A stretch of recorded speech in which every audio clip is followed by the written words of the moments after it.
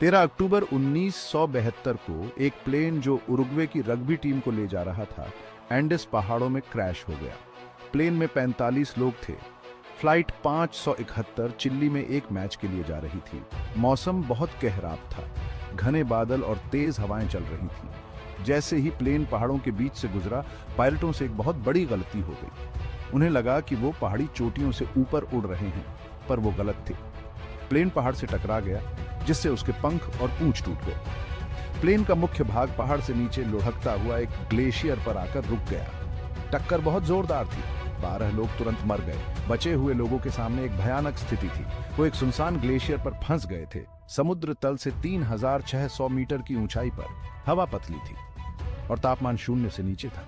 उनके पास बहुत कम सामान था और मदद मिलना नामुमकिन लग रहा था। बचे हुए लोग प्लेन के टूटे हुए हिस्से में एक साथ दुबके हुए थे। ठंड बहुत तेज थी।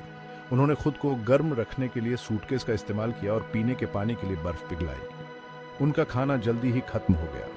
वो भूखे और निराश थे। उनकी हालत की कड़वी सच्चाई सामने आने लगी। वो दुनिया की सबसे दुर्गम और निर्दयी जगहों में से एक पर थे। दिन रात में बदलते गए। बचे हुए लोग किसी चमत्कार की प्रार्थना कर रहे थे।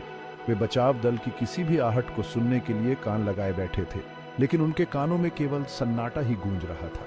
सन्नाटा बस गरजती हवा और उनके पैरों के नीचे बर्फ के चरमराने की आवाज से ही टूटता था। डर और निराशा ने उनकी उम्मीदों पर एक लंबी परछाई डाल दी। जैसे जैसे दिन हफ्ते में बदलते गए, बचे हुए लोगों को अपनी स्थिति की गंभीरता का एहसास हुआ। वे जानते थे कि उन्हें बचाने कोई नहीं आ रहा है। उन्हें खुद ही जीवित रहने का रास्ता खोजना होगा। उनके सामने एक असंभव विकल्प था।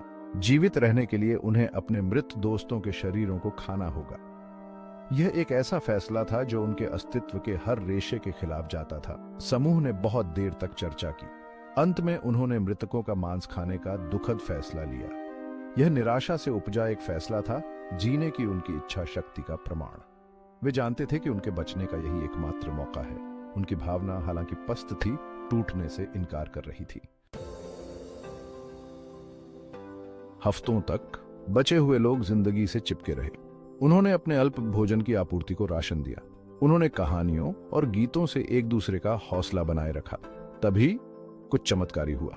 पहाड़ पर 72 दिनों के बाद 3 बचे हुए लोग, नंदो पैराडो, रॉबर्टो कैनेसा और एंटोनियो विजेंटिन, ने मदद लेने का फैसला किया। वे जानते थे कि यह एक खतरनाक यात्रा होगी। अपने परिवारों की उम्मीद और प्यार से प्रेरित होकर ये त्रियों बहादुर लोग अनजान रास्तों पर निकल पड़े। वे कई दिनों तक चढ़ाई करते रहे। उनके शरीर थके हुए थे, उनकी आत्माएं मजबूत थीं। उन्होंने खतरनाक रास्तों और कड़ाके की ठंड का सामना किया। अंत में 22 दिसंबर को 10 भीषण दिनों के बाद उन्हें वह मिल ही गया जिसकी उन्हें तलाश थी, एक चिल्ली का शेपर्ड। त्रियों कमजोर आदमियों को देखकर हैरान चरवाहे ने उनकी अविश्वसनीय कहानी सुनी। उसने तुरंत अधिकारियों को सतर्क कर दिया। दुर्घटना स्थल पर एक बचाव हेलीकॉप्टर भेजा गया। बचे हुए लोगों की खबर पूरी दुनिया में फैल गई। दुनिया ने विस्मय से देखा।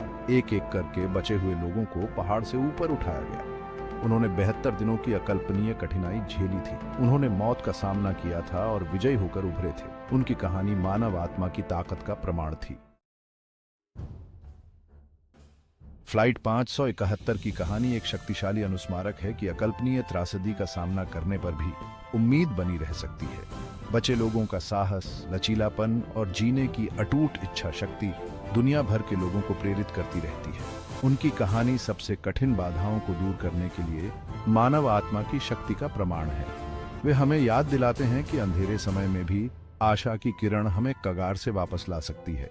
उनकी कहानी केवल अस्तित्व के बारे में नहीं है, ये मानव आत्मा की स्थायी शक्ति के बारे में है।